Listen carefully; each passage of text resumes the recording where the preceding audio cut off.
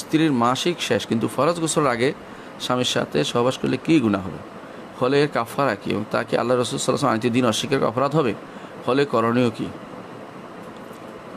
স্ত্রীর মাসিক শেষ এটা যদি আপনি বুঝে থাকেন তাহলে ফরজ গোসলের আগে স্বামীর সাথে সহবাস করলে গুনাহ হবে, এটা নিষিদ্ধ। আল্লাহ তাআলা বলছেন ইয়াসআলুনাকা আনিল মাহিদ কুল হুয়া আযা, তারা আপনাকে প্রশ্ন করছে হায়েদ সম্পর্কে, বলুন এটা নাফাকি। এই আদা অর্থ নাফাকি, এই আদা অর্থ ব্যথা নয়। এই জন্য মাঝে মধ্যে মানুষ না বুঝে কোরআন শরীফ অর্থ ভুল ব্যাখ্যা করে, যে ব্যথা না থাকলে যায় নাউযুবিল্লাহ, কখনো নয়। এটা এই আদা অর্থ অসুচি, বলুন এটা অসুচি নাফাকি। এই জন্য বলছি ইয়াসআলুনাকা আনিল মাহিদ কুল হুয়া আযা ফা'তাজিলুন নিসাআ ফিল মাহিদ, সুতরাং মহিলাদেরকে হায়েদ স্থানে যাওয়া থেকে তোমরা দূরে থাকবে, সেখানে তাদের সাথে সহবাস করবে না। ওয়ালা তাকরাবুহুন্না হাত্তা ইয়াতহুরনা, ইয়াত্তাহারনা দুইটি কিরাত আছে, এখানে দুইভাবে পড়া যায়। তাদের কাছে যেও না, নিকটেও যেও না যতক্ষণ পর্যন্ত তারা পবিত্র হচ্ছে।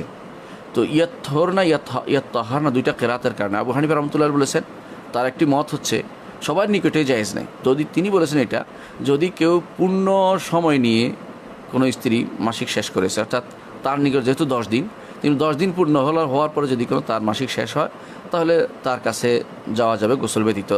তবু এটা উত্তম নয়, তিনি এটাকে পরামর্শ দেননি, গেলে গুনাহ হবে না, কাফারা হবে না, কাফারা লাগবে না তিনি বলেছেন। অন্যান্য ইমাম বলেছেন না, কোনোভাবেই যাওয়া যাবে না, কারণ ওয়ালা তাকরাবুহুন্না হাত্তা ইয়াত্তাহারনা এটাকে তারা প্রাধান্য দিয়েছেন যে তারা পবিত্র না হওয়া পর্যন্ত তাদের কাছে যাওয়া যাবে। পূর্ণ পবিত্র হওয়া হচ্ছে যে তারা গোসল করে পূর্ণভাবে পবিত্র হবে।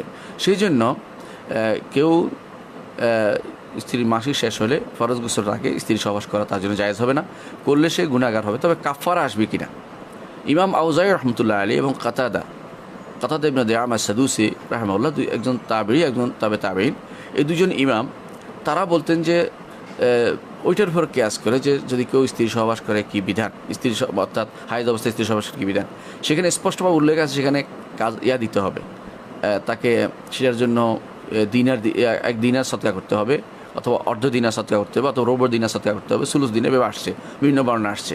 বর্ণাগুলি কেউ দুর্বল বলেছেন, কেউ সহিহ বলেছেন। সেই জন্য দিনার কত হয়, দিনার হচ্ছে 4.25 গ্রাম, 4.25 গ্রাম স্বর্ণ সদকা করতে হবে যদি কোনো কেউ স্ত্রী সহবাস করে হায়েজ অবস্থায়। এটা হচ্ছে অনেক ইমামের মত, আবু হানিফা রাহমাতুল্লাহর মত না। তিনি বলেন যে গুনাহগার হবে, তার কাছে হাদিস পৌঁছেনি, সেই জন্য তিনি এর আমল করেনি, অথবা তিনি মনে করেছেন দুর্বল, দুইটার একটা। তো এই যে অন্যরা যাদের কাছে হাদিস পৌঁছে তার সহি মনে করেছেন, তারা মনে করেন যে এটা যদি কেউ স্ত্রী অবস্থায় হায়েজ অবস্থায় স্ত্রী সহবাস করে তাহলে এই 4.25 গ্রাম স্বর্ণ তাকে সদকা করতে হবে প্রত্যেকটি এরকম সহবাসের কারণে। কিন্তু এই মাসালা ওইটার সাথে কিয়াস হবে কিনা, যে কারণ তিনি স্ত্রীর হায়েজ অবস্থায় করেন নাই, এখন হায়েজ শেষ হয়ে গেছে কিন্তু গোসল করেন নাই, তো গোসল করার তার জন্য লাজিম ছিল, বাধ্যতামূলক ছিল। এখন একবার গোসল করে ফেলবেন এইরকম চিন্তা ভাবনা যেন না হয়, কারণ 2বার গোসল করবেন, প্রথম গোসল করবেন হায়েজ থেকে, পরবর্তী গোসল যদি সহবাসের জন্য করবেন, এটা মাসালা। এখানে কোনো অলসতা করার কোনো সুযোগ নেই। তাই আমরা বলছি এটাই যে এটা অবশ্যই নিয়ম হচ্ছে, এটা যে নিয়মটা হচ্ছে যে অবশ্যই গোসল আগে করা যাবে না। গোসল করলে কি লাগবে কিনা, কিছু কাফারা দিতে হবে কিনা, গোসল আগে যদি কেউ সহবাস করে ফেলে, গোসল আগে সহবাস করে ফেললে তার জন্য কাফারা দিতে হবে, এটা দুইজন ইমাম বলেছেন, একজন আউজাঈ এবং ইমাম কাতাদা রাহিমাহুল্লাহ, দুইজন বলেছেন। কিন্তু বিশুদ্ধ মতে সেখানে কাফারা আসবে না, তবে তাকে ইস্তেগফার করতে হবে, ক্ষমা প্রার্থনা করতে হবে। এরপরে প্রশ্ন করেছেন এই সাথেই লাগানো যে যদি তা করে তাকে আল্লাহ রসুল আনিত দিন অস্বীকার অপরাধ হবে না, এরকম কোনো অস্বীকার অপরাধ হবে না।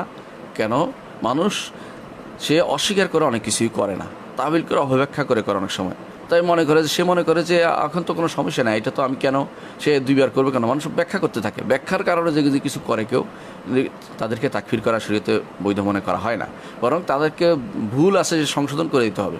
এখানে 2টি মানহাজ আছে, কেউ আছে একবারে কাফের বানিয়ে দেবে, কেউ আছে জায়েজ করে ফেলবে, একবারে খারেজি মানহাজ অথবা একেবারে মুরজিয়া মাযহাব। এর মাঝখানে হচ্ছে সত্য, সেটা হচ্ছে হ্যাঁ তারা গুনাহগার, কিন্তু তাদেরকে কাফের বা দিন অস্বীকারী হিসাবে সাব্যস্ত করা এটা বাড়াবাড়ি, এটা করা যাবে না।